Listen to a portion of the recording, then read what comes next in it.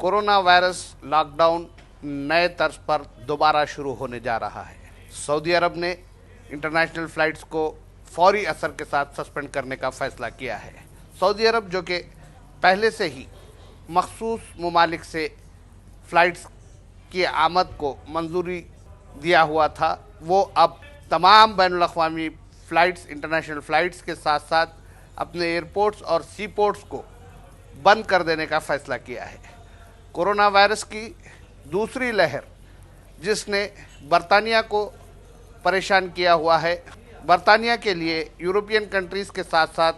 कई दीगर ममालिक ने अपनी फ़्लाइट सस्पेंड करने का फ़ैसला किया है। ऐसी सूरत में सऊदी अरब की जानिब से दुनिया भर से आने वाली फ़्लाइट्स को सस्पेंड करने का फ़ैसला दुनिया को कोरोना वायरस की दूसरी लहर के सिलसिले में खौफज़दा करने के लिए काफ़ी है। ऐसे माहौल में जबकि कोरोना वायरस वैक्सीन दिया जाने लगा है, कई मगरबी ममालिक, अमेरिका, रशिया, लंदन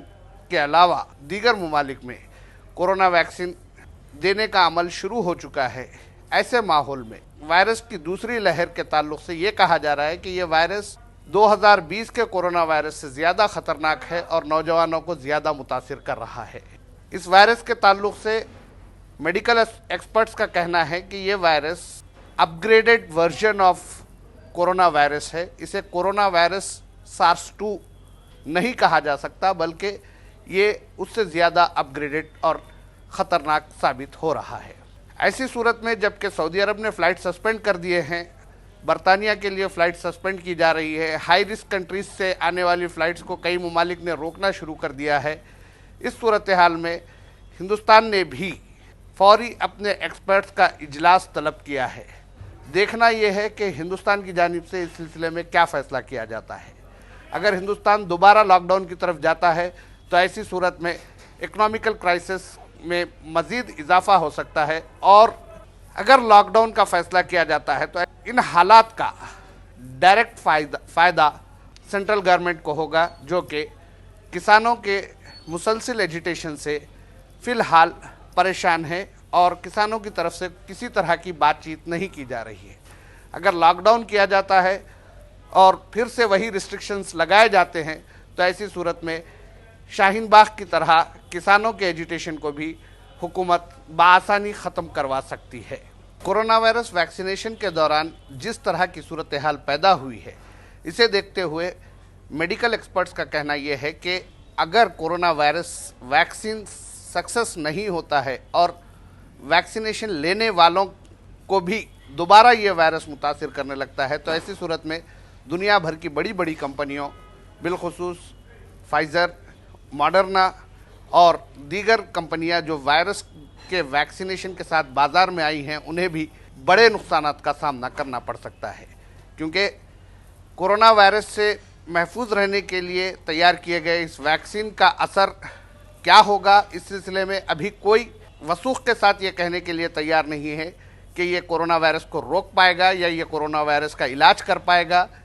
ये मसला अभी जूं का तूं बरकरार है। ऐसे हालात में कोरोना वायरस की दूसरी और ख़तरनाक लहर अगर आती है तो इन कंपनियों को भी बड़े नुकसानात का सामना करना पड़ेगा और दुनिया को भी बड़े इकोनॉमिकल क्राइसिस का सामना करने की नौबत आ सकती है। इतना ही नहीं, बल्कि कोरोना वायरस वैक्सीन के दौरान वैक्सीन के हलाल हराम होने पर भी तनाज़ा शुरू हो चुका है, लेकिन मगरबी ममालिक जैसे अमेरिका वगैरह में इस सिलसिले में एक फ़तवा जारी किया जा चुका है और कहा जा रहा है कि वैक्सीन हलाल है, इसमें कोई हराम शय शामिल नहीं है, इसीलिए इसे लेने में कोई ख़बाहत नहीं होगी। इंडोनेशिया ने इस सिलसिले में बहस छेड़ते हुए कहा था कि इंडोनेशिया, जकार्ता, जहां पर हलाल सर्टिफिकेशन बहुत इम्पॉर्टेंट रखता है, इंडोनेशिया ने फाइज़र के वैक्सीन के इस्तेमाल के लिए हलाल सर्टिफिकेशन के सिलसिले में दरियाफ्त किया था, जिस पर फाइज़र ने दुनिया की कई इस्लामिक यूनिवर्सिटीज़ से रुजू होते हुए इसका हलाल सर्टिफिकेशन हासिल करने की कोशिशों का आगाज़ कर दिया है। वैक्सीन के हलाल हराम होने, दुनिया के दोबारा लॉकडाउन की तरफ रवां होने और फ़्लाइट्स के सस्पेंशन के दौरान अवाम में अब इस बात का खौफ पैदा हो रहा है कि अगर दोबारा लॉकडाउन होता है तो वह किस तरह से सर्वाइव करेंगे और आगे क्या हालात होंगे, इसका कोई अंदाज़ा नहीं लगा सकते।